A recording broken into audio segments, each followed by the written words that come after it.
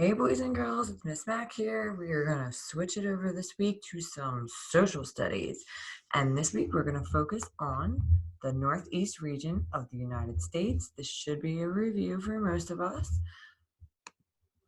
So if you look real quick, here are the 5 regions of the United States. We are going to be focusing right here on the Northeast region. And just as a quick review, again, there are 5 regions of the U.S. We have the Northeast, Southwest, West, Midwest, and Southeast. The United States is often divided up into geographical regions, and for this reason, they are similar. Why they're grouped this way is because they're similar in features such as their geography, their culture, their history, and their climate. Okay. So we are going to read the book, The Northeast Region of the U.S. There are five chapters. Today, we're going to focus on Chapter 1, High Mountains and Stormy Seas, and also Chapter 2, History of the Northeast. Tomorrow, you will focus on people of the Northeast, and you will respond just the same way we're going to practice today. And then next Monday, we will do Chapter 4 and Chapter 5 to wrap up the Northeast region. So, let me move my face. Okay, joke. All right, so we have our important vocabulary. Now, I did add a vocabulary term right here. That's landform. And I'm not going to read all of these to you, not all their definitions, but we are going to just read over the words and start to formulate an idea of some of the topics that we might be reading about in the Northeast region. So we have allies, colonies, continental climate, diverse, finance, foliage, jousting, immigrants, precipitation, stocks, tourists, and then Miss Mac added in the word landform. And I do want to review that word with you before we go on. A landform is a natural physical feature of the Earth's surface. Natural. Okay. Now, if you need to go back at any time to review those vocabulary terms, you may do that, of course, and also you will see them in the text as we read. Okay, so in Chapter 1, the big idea that I want you to focus on, and we're going to do this together, we're going to read and respond together, but I want you to think about the process as we're doing it together for you to be able to do it in Chapter 2. So Chapter 1, what is unique about the Northeast's landforms?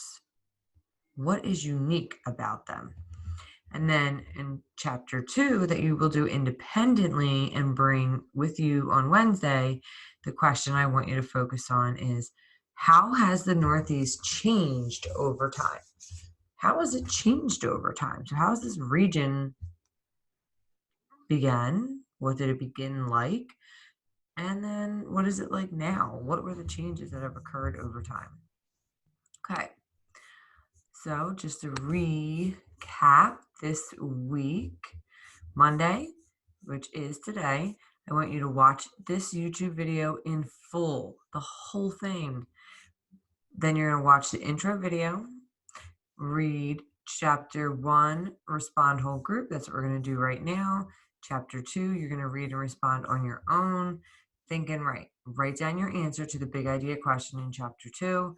And then again, Tuesday, read and respond to Chapter 3, people in the Northeast. Please bring your written responses with you to our Zoom meeting on Wednesday. Okay, so I'm going to get out of this. All right, perfect. And now we're going to go over here to the intro video. And I would like for you to just watch and listen.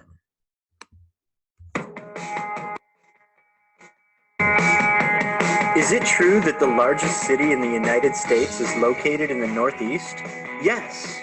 New York City has more people than any other U.S. city, but the Northeast is much more than big city pavements and skyscrapers. This varied region has small towns, farms, forests, mountains, and a long and beautiful coastline on the Atlantic Ocean. Native Americans lived in the Northeast for thousands of years before European settlers arrived in the 1600s. The region was the site of some of the earliest English settlements in North America, and the Revolutionary War began here in Massachusetts in 1775. Over the years, waves of immigrants brought diversity. Northeastern cities became centers of industry, finance, and culture. In time, some older cities declined, but today new businesses and parks are reviving many areas. The Northeast continues to draw visitors and new residents alike. To find out more about the Northeast, read the book. Yay, that's what we're going to do. We are going to read the book. Okay. So, all right, perfect. All right, so now that's exactly what we're going to do. And remember, as we read the book, we're going to read chapters 1 and 2 today. But as we read the book, The Northeast, I would like for you to focus on this question with me. What is unique about the Northeast landforms? Okay.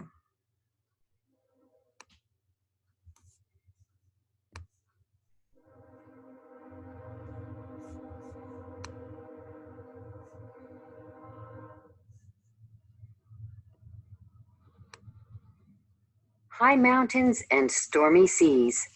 The Northeast region includes 11 states. The states are Connecticut, Delaware, Maine, Maryland, Massachusetts, New Hampshire, New Jersey, New York, Pennsylvania, Rhode Island, and Vermont. New England is another name for the 6 states farthest north. People sometimes call the other 5 states in this region the Mid-Atlantic states. The Northeast shares a border with Canada in the north and the southeastern states in the south.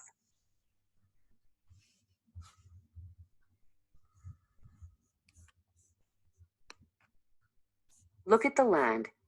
The Northeast has a long coastline along the Atlantic Ocean. In the northeastern coastal areas, lighthouses warn sailors away from the rocky coast. Further south, the coast has sandy beaches. Scattered near the coast are several small islands, such as Martha's Vineyard and Block Island.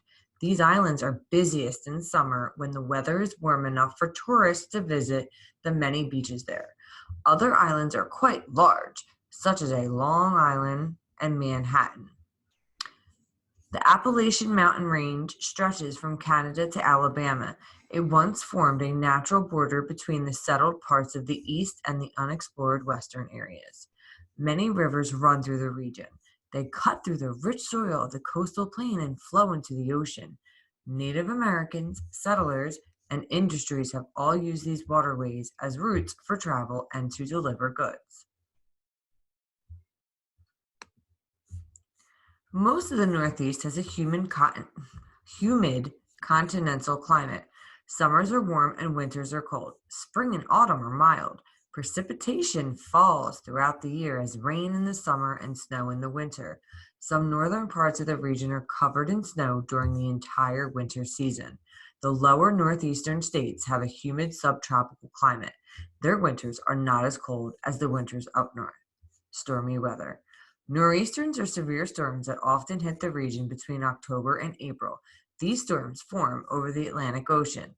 Northeast winds blow the storm up the east coast of the United States. Nor'easters have strong winds. Their waves erode the land on the coast. Large amounts of rain and snow may cause flooding. It is possible for hurricanes to make their way up the eastern coastline. In 2011, Hurricane Irene caused severe flooding and damage to the Northeast region. Homes and businesses were ruined, and people were without power for many, many days. Valuable forests. The climate of the region is ideal for forests to grow. Some trees, such as white pines and hemlocks, have thin needle-like leaves and grow pine cones. The white pine is both the state tree and state flower of Maine. The forests have long provided people with animals for food, wood for shelter, and other resources. Sap from maple trees even provides a sweet treat when made into maple syrup. Change of seasons. The changing temperatures and weather create 4 distinct seasons. These seasons trigger changes to the northeastern landscape's color. Forests and fields burst with green leaves in spring. Flowers bloom with purple and pink blossoms in summer. Oak and maple trees light up with red, yellow, and orange foliage in autumn. Winter brings white blankets of snow. Okay, so that was the end of chapter 1. So I'm going to go back in my text to the subtopic that states, look at the land. It was found within this section, landforms were discussed, the different landforms within there. So remember, good readers reread the text. So I'm just going to reread this text in my head. And as I'm reading, I'm going to look for those signal words, those keywords that are telling me, ooh, landforms, landforms. So here I see sandy beaches. Sandy beaches. I see sandy beaches and rocky coast. Okay, so they're natural physical features of the earth. Islands. Okay, so we got sandy beaches, rocky coast, islands. Maybe that's an unimportant detail. Over here, oh, we have mountains. And we have a specific one. The Appalachian Mountain Range stretches from Canada to Alabama. Ooh, that means it must run through the whole northeastern region. Many rivers run through the region. Ocean, we're right on the coast of the Atlantic Ocean. And then this is a keyword, used waterways as routes for travel. So that tells me that there's rivers and lakes. Now, if I were to look at a map, I could identify those specific rivers and lakes. But just out of this text, I was able to pull out a lot of unique landforms in the Northeast region. So now we're going to go back and we're going to look at what my written response looks like for that question. So, that's not, here it is. Okay, so my written response to chapter 1's big idea question was I first restated the question and then I gave examples from the text. However, I did so in my own words. So, the landforms in the Northeast region are unique because there are so many. For example, the Appalachian Mountains run through the length of the region. The region has many hills and valleys too. Another example is the water. There are many lakes and rivers. Finally, there are sandy beaches along the coast as well as rocky coastlines. All right, so boys and girls, that was chapter 1. Read it. Now we're reading to learn information about the Northeast region, but I would like for you to have a focal point, a focus question for you to think about as you read. So while we did chapter 1, that was our question, which was what are the unique features of the Northeast region or what makes them unique? And we're going to go back a slide or two just to recap. Big idea for chapter 2. How has the Northeast changed over time? So how has the Northeast region changed over time? So now we're going to listen to chapter 2 being read, as of course, if you would like to read it on your own and it helps you to read in your head on your own, please just mute this part. Okay, I'm going to try to get my face out of the way. Like over here while you guys listen. All right. So make sure you're listening for details that will help you answer the question, how has the Northeast region changed over time? Okay.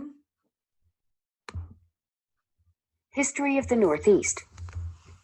The word new pops up a lot in Northeastern region names. Just think of New England, New York, New Hampshire, and New Jersey. This area was new to settlers from Europe, but many Native Americans had been living in the Northeast for thousands of years. The Algonquin and the Iroquois were two of the main groups. The tribes used the region's trees to build shelters and canoes. The land and sea provided food. Explorers and settlers. Europeans from England, France, Sweden, and Holland started exploring the region in the late 1500s and early 1600s. Then settlers arrived to form colonies. In 1620, a group from England settled in present-day Massachusetts and formed the Plymouth Colony.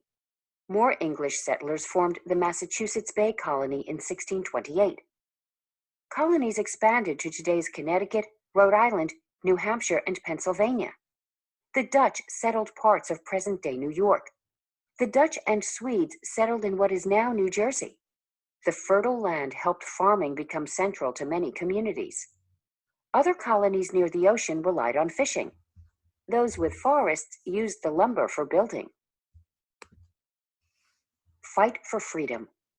England and France argued over who owned the land in America. They fought the French and Indian War from 1754 to 1763. France and its native allies fought against England for control of the region. England won. The King of England, on the other side of the Atlantic Ocean, ruled over the colonies. The colonies wanted to be independent. They worked together to fight against the British. The colonists were not expert soldiers like the British, but they knew the forests, rivers, and landscapes of their region well. The British relied on more formal methods of battle. The colonists, however, used their knowledge of the land to their advantage.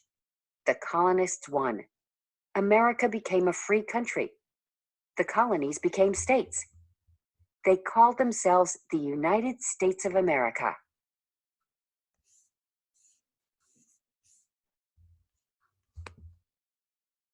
A growing nation.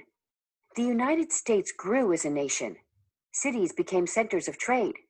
Newly built railroads and canals connecting natural waterways helped join the country together.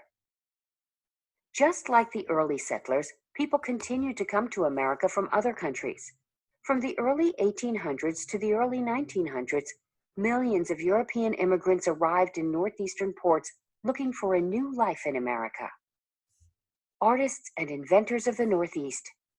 Dr. Seuss, 1904 to 1991, is one of the most popular children's book authors of all time. He was born in Massachusetts as Theodore Seuss Geisel. Phineas Taylor Barnum, 1810 to 1891, was a showman who founded a circus he called the greatest show on earth. He was born in Connecticut. Samuel F.B. Morse, 1791 to 1872, was the inventor of the electric telegraph, the developer of the Morse code, and an artist. He was born in Massachusetts. Norman Rockwell, 1894 to 1978, was one of the best-known U.S. painters and illustrators of the 20th century. He was born in New York City.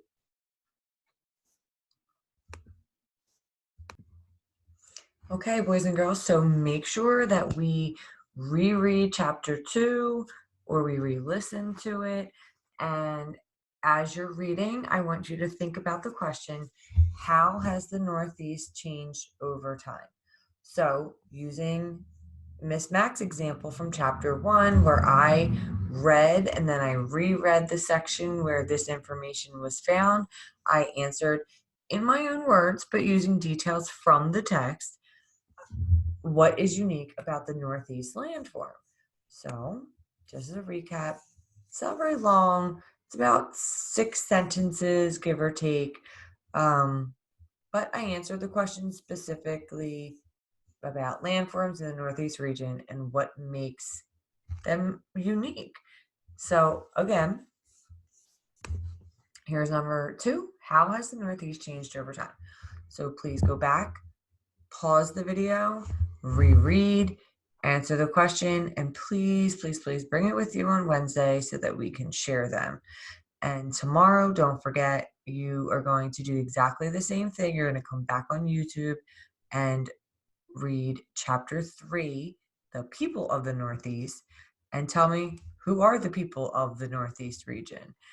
And you're also going to bring that with you on Wednesday, right? Yes, you are. All right, boys and girls, miss your faces in the real world. Love Zooming, but nothing replaces that one-on-one, face-to-face time. So hopefully we will get there sooner than later. And you guys and girls have a lovely, lovely week. And Miss Mac, Miss Muslim, Miss Lisa, and I will see you on Wednesday.